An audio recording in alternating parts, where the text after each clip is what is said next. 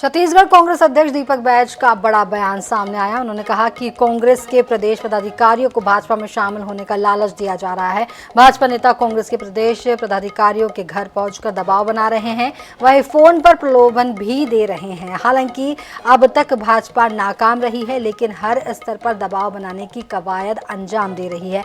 बैज ने अमित शाह के दौरे पर भी तंज कसा। उन्होंने कहा कि पहले भाजपा को मोदी गारंटी के नाम पर किए गए वादों का जवाब देना चाहिए।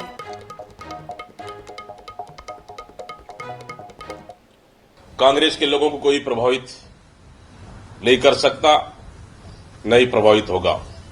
मैंने कल भी कहा, आज भी कह रहा हूं कि भारतीय जनता पार्टी के नेता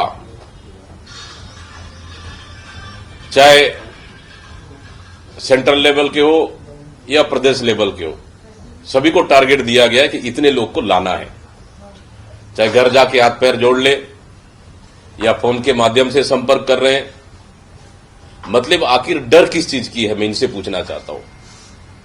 उनको पता है कि इस समय देश में मोदी सरकार नहीं बनेगी, माहौल उनके विपरीत है, उनके खिलाफ है।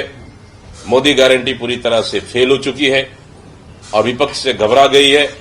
इसलिए लगातार भारतीय जनता पार्टी ज्वाइनिंग करने के लिए हर तरह के लालच, कहीं लालच या फिर कहीं तो फोन से संपर्क करना, कहीं पे घरों में जाकर उनसे बातें करना, इस तरह से भारतीय जनता पार्टी प्रोपोगेंडा अपना रही है। बिल्कुल बिल्कुल हमारे पीसीसी के पूरे बैरियर, बूथ लेवल के कार्यकर्ता से पीसीसी के बैरियर तक लगातार फोन कर रहे हैं और घरों में जाकर लालच देने का काम कर रहे हैं, लेकिन तब भी भारतीय जनता पार्टी को सफलता हासिल नहीं हो रही है।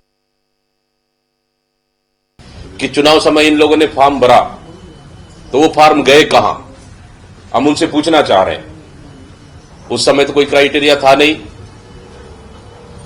प्रलोभन देकर, मतदाताओं को प्रभावित कर चुनाव जीतने में इस तरह के अनुचित साधन इन्होंने उपयोग किया। आखिर वो फॉर्म है कहां? 50 लाख से अधिक फॉर्म भराए, फिर आज फॉर्म भराने की आवश्यकता पड़ी क्यों? और जिस तरह से क्राइटेरिया रखा गया, ये कहीं पे भी छत्तीसगढ़ में नियम कानून में भारतीय जनता पार्टी की सरकार यहां की महिला माता बहनों को उलझा दिया है, जिससे प्रभावित हो रहे और उसका लाभ नहीं मिल पा रहा है। और जिस तरह से तय समय में कम समय दिया गया है ताकि इनको लाभ ज्यादा न मिल सके। भारतीय जनता पार्टी की सरकार नहीं चाहती कि महिला माता बहनों को लाभ मिल सके। इस तरह से कम समय सीमा रखा गया है, नंबर 1।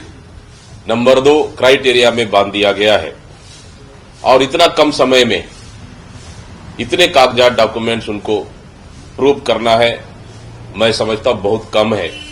क्राइटेरिया हटा देना चाहिए और समय सीमा बढ़ा देना चाहिए।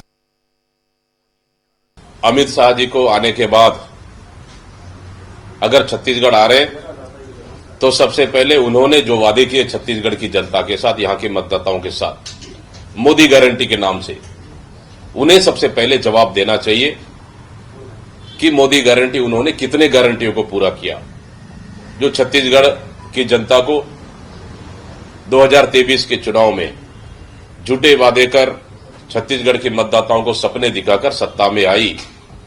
उन्हें सबसे पहले छत्तीसगढ़ की जनता से माफी मांगना चाहिए।